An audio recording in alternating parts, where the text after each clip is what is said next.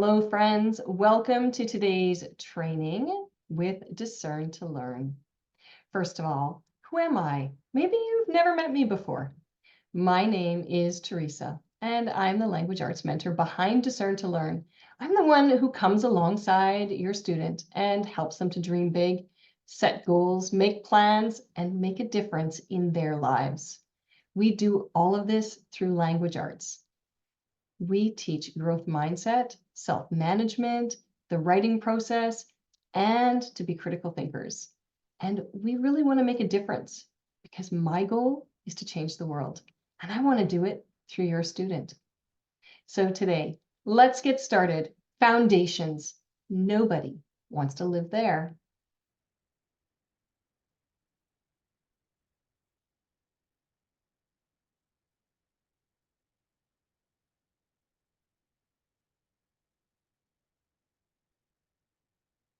Foundations are a great place to start.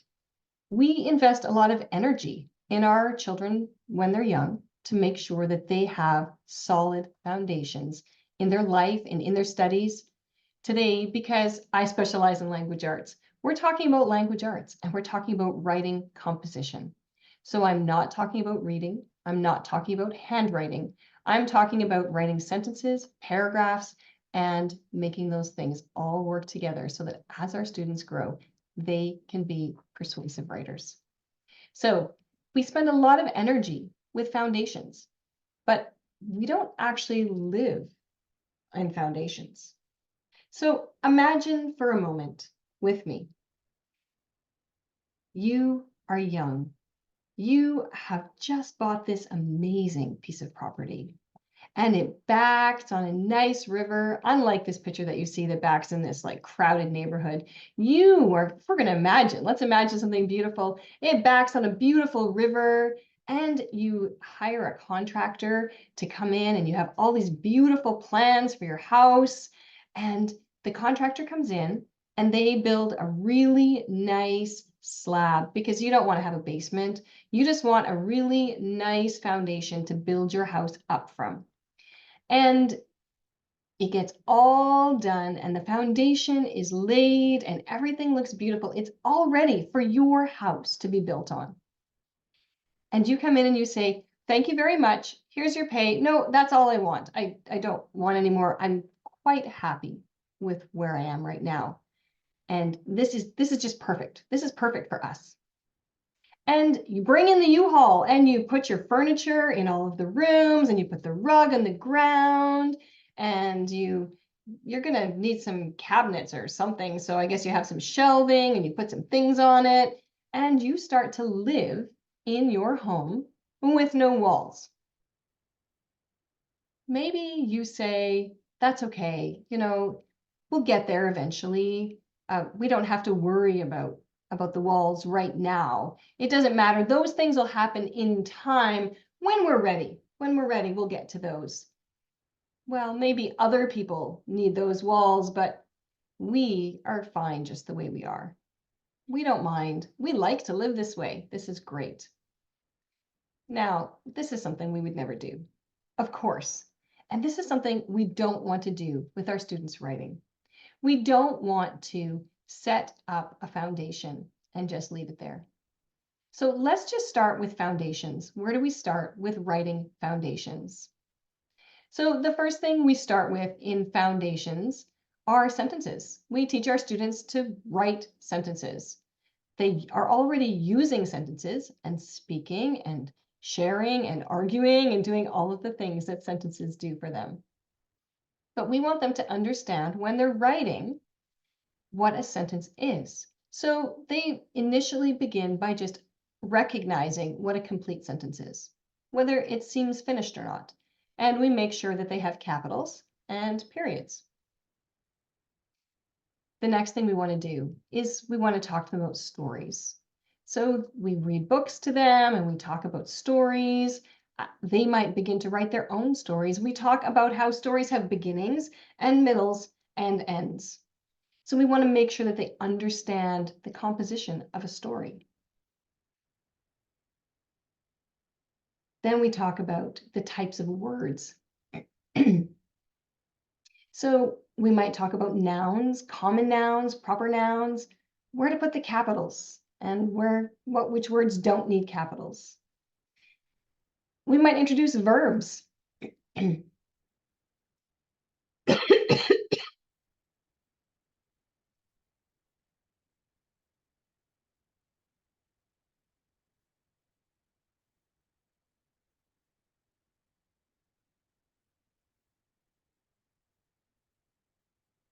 Next, we introduce different types of words.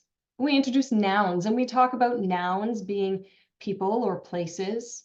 And we differentiate between common nouns and proper nouns, making sure that they understand that proper nouns need capitals, the names of the streets, the name of the state, the name of the country, the name of the province, all of those things, individual people, they all need capitals.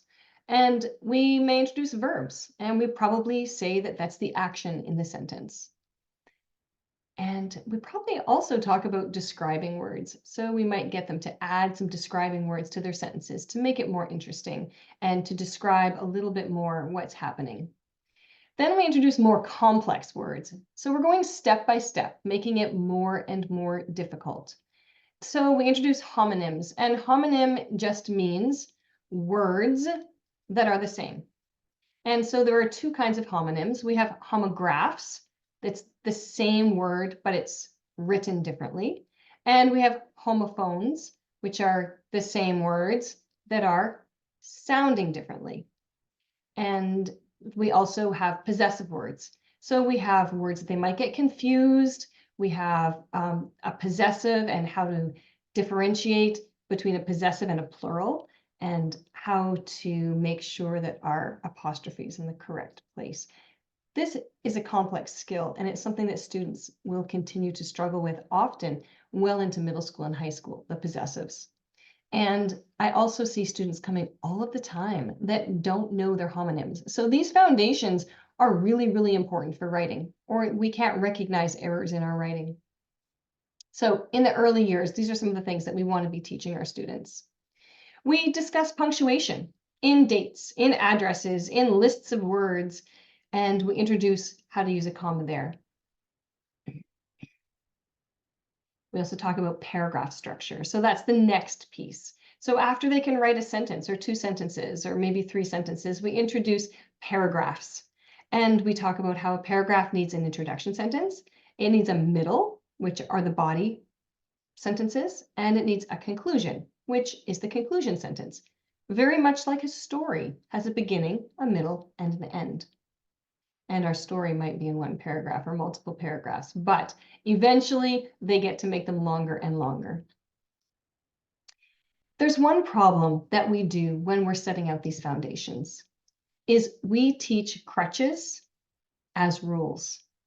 Now, what I mean by a crutch is something that's going to help them to be able to develop a skill, but it's something that we want them to use for a while and then let go of. But we teach it as though it's a rule. So for instance, I'm willing to bet that most people teach their students that a verb is an action. It's the action in the sentence. Almost every single student that comes to me in middle school, high school, believes that is the definition of a verb. The definition of a verb is so much more. The problem is when we think that the definition of a verb is an action, we forget words like am, was, have, will be, had been, should have been, would have been, all of those. We don't recognize them as verbs because they're not actions. So the actual correct definition of a verb is an action or a state of being or having. And some people even add knowing.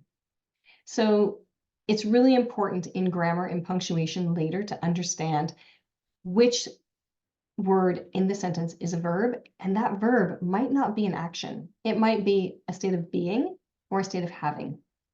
So how to identify a verb in a sentence is really important. So, and really there's not any reason why we shouldn't teach elementary school students the proper definition of a verb. They're more than capable of understanding that I am hungry. Hungry is not the verb, and that's what they will pick. Am is the verb.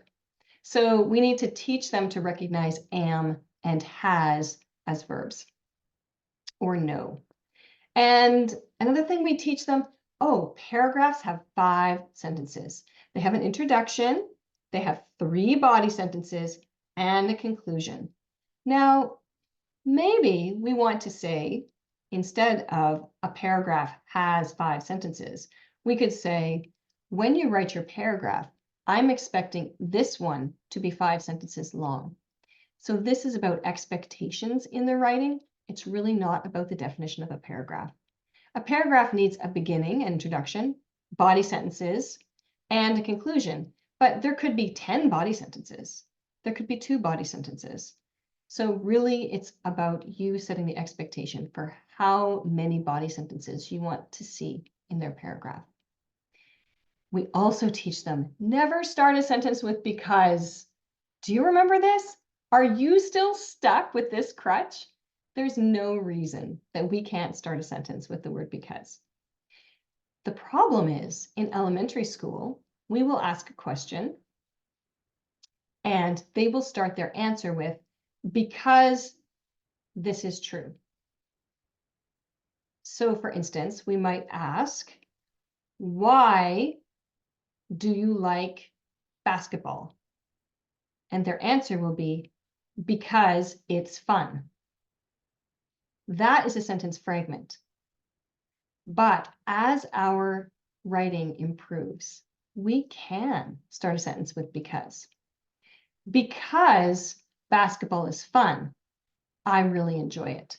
That is a complete sentence, and it can start with because. So we have to make sure we don't give black and white rules for things. We can say, for now, I don't want your sentences to start with because, but later they will learn that there are ways to start their sentences with because, and they're absolutely fine. This other one, commas go where you pause or where you breathe. This is just wrong. It's inaccurate, and it's going to lead to so many problems. So make sure you build a strong foundation in punctuation. I spend the majority of middle school with the students in my classes fighting this, and often into high school. When we read out loud and we come to a comma, we pause and breathe. Absolutely. But we also pause and perhaps breathe at periods, semicolons, colons, and at other places in the text where it makes sense. So we can't just say, when you're writing, put a comma wherever you would pause or wherever you would breathe, because that is just not right. We have to put commas only where they're required. So we want the least amount of commas that we can use, and we only want to put them where they're required. So just be careful when you teach this one. Commas where you pause or breathe is about reading, but it's not about writing. Okay, so now that we've taught them all this structure, now that we've taught them all this foundation, they're ready, right? This is it. They're ready to go. They've got it. They should be able to just write then. Not exactly. Most parents think so. And then often there's frustration, anger, tears, refusal to work, overwhelm. And I'm just talking about the parents. The students feel exactly the same way. They are frustrated, angry, refusing to work, overwhelmed, and it's not defiance. It is just absolutely confusion, fear, worry, and just not knowing what to do next. So we need to help our students. But unlike our example, in a real house, we would build the walls and then we would move the things in. But when it comes to writing, it's better to do it together. So we don't want to just teach a whole bunch of skills about writing and then expect that they're going to be ready to just move in and live in that and be able to write well. Writing is a practice.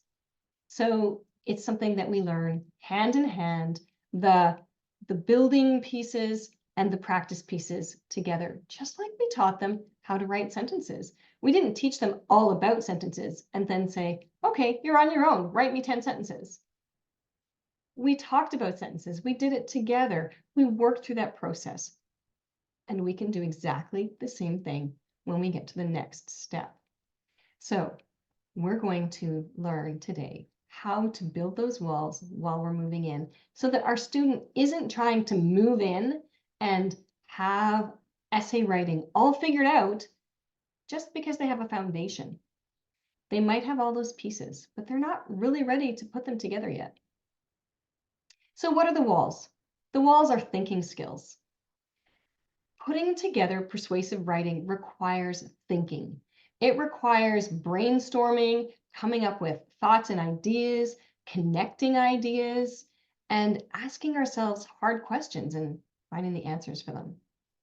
It's about argument skills. Well, if I believe this to be true, what are my reasons? How can I prove that? What's the best way to prove that? Who's my audience anyway? And what's going to affect them? What do they care about? What does my audience care about so that I can give them the facts that they need in order to be convinced? All of these things come back to note-taking skills and research and organization. These are skills that many grade 5, 6, 7, 8 students really, really struggle with because they haven't learned to take adequate notes. They haven't learned how to research, what things to put in a search engine. These are days where we are mostly doing our research online.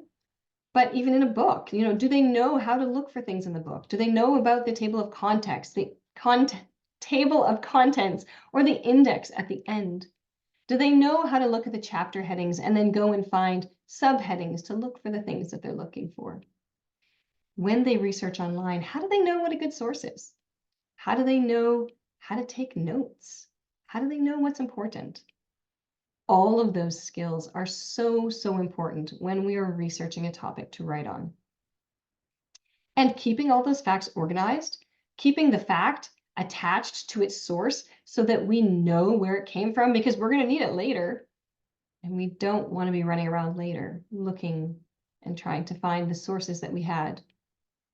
And all of these things really come back to tenacity. It all comes back to growth mindset. It comes back to, this is hard, but it's a lot of steps. And if I just keep on going, I will succeed. So everything always comes back to growth mindset in life. It doesn't matter what you're doing or what you're learning or where you're going. If you can't see life as a challenge that you can try to conquer instead of something that is going to trip you up and hold you back and stop you from getting where you're going to go, then you're going to really struggle. So we want to teach students through the writing process that they can learn and grow. And they just have to keep on working through the steps all the way. And yes, it's difficult, but yes, they can keep at it and keep doing it.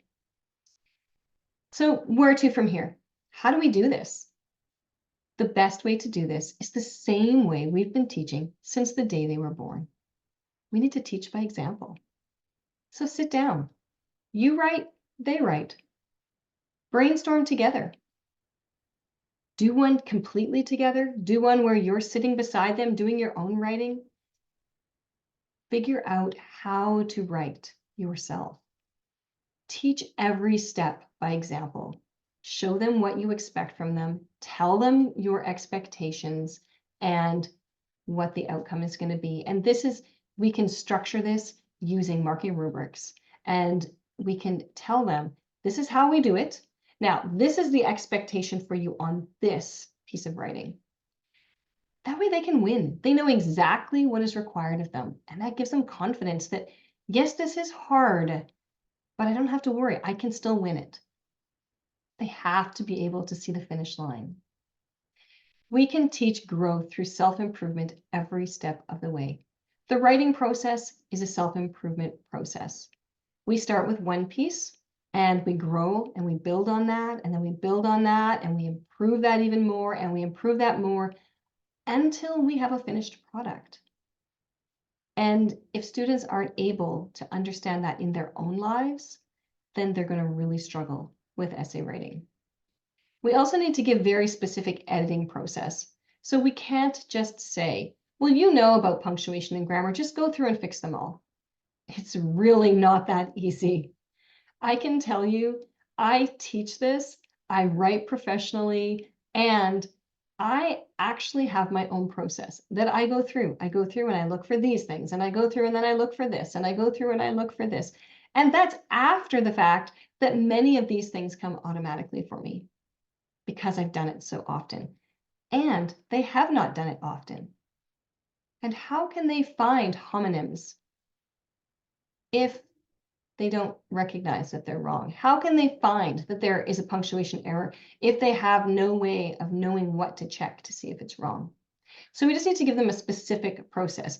Go first and check all of this, then go and check all of this, so that they know exactly the steps that they can go through in order to win this game.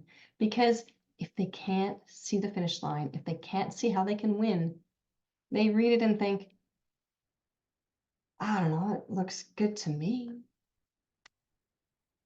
I think we can all identify with that in our lives. If we don't know where we can improve or how we can improve it, we just get stuck there.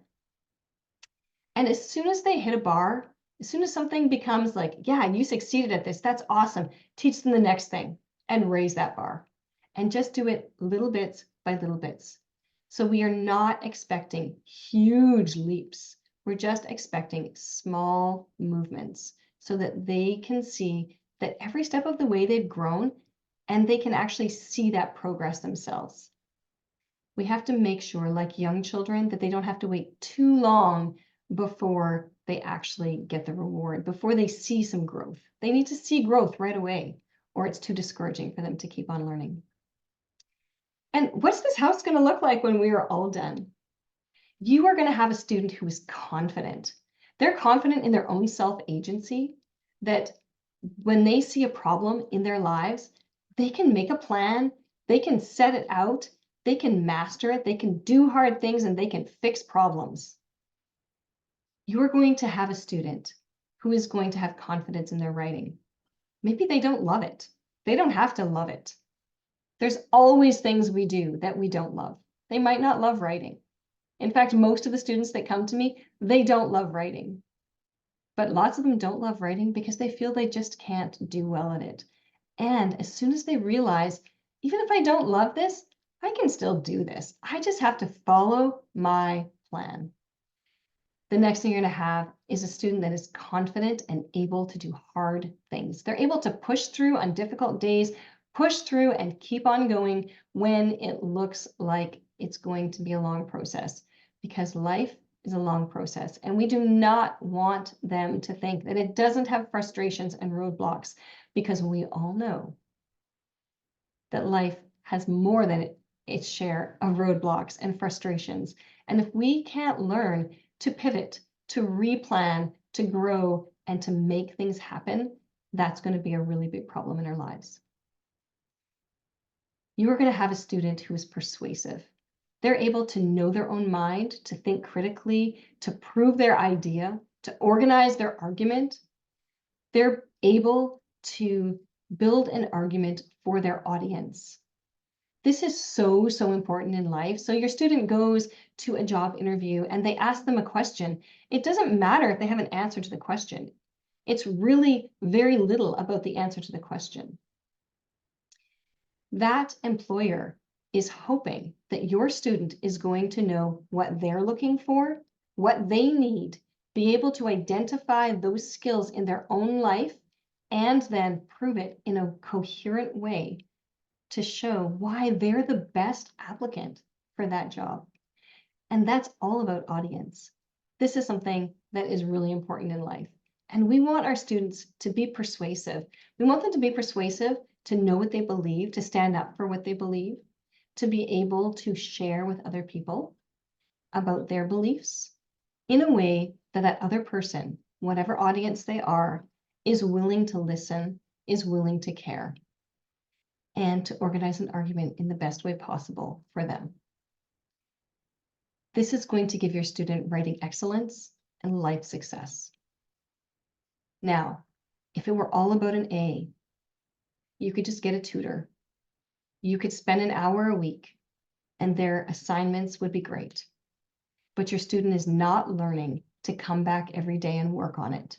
Your student is not learning how to set out their own plan, how to manage their own time, and how to figure it out. They're not gaining that self-confidence, that self-discipline, that self-motivation, and the skills that they need themselves to be able to improve their writing. You want your student to have a strong foundation, have excellent walls, and to be able to make that house into a beautiful thing. You want them to have writing excellence, but you also want them to have all the skills that go with it. It's not about a grade. It's not about a report. It's really about raising adults who are going to do well. Do you want to learn more? Do you want to know how I do this and how you can too? Because you can do this. I have an e-guide. You're going to find the link in the description or in the comments below. So please do just click on that link and download the e-guide. It tells you the exact process that I use to help students every single term go from writing frustration to writing confidence, to go from not being able to manage their time to being confident in the fact that they have control over their own schedule and they can do hard things. So I encourage you, go ahead, download that e-guide because it's going to be a big help for you. And you want to learn more about Discern to Learn? Do you want to know how you can put your student into a program where they can gain this confidence? You can be hands-off. They can learn to be self-motivated, self-disciplined, and be able to do it entirely on their own with someone else supporting them every single step of the way. Maybe it feels like too much. You just don't know how to give feedback. You don't know what next thing to put on that marking rubric. I would love to be the one to come alongside your student and support them and help them through that journey. You're welcome to follow me on Instagram and Facebook. You can join my Facebook group. You can subscribe to me on YouTube. Go ahead, check out discerntolearn.com. Check out my options there. And definitely, please do reach out by email. I would love to hear from you. My email will be in the description as well. Have a wonderful day, and thanks so much for joining me today. I really appreciate your interest, and I want to congratulate you for helping your student every way you know how.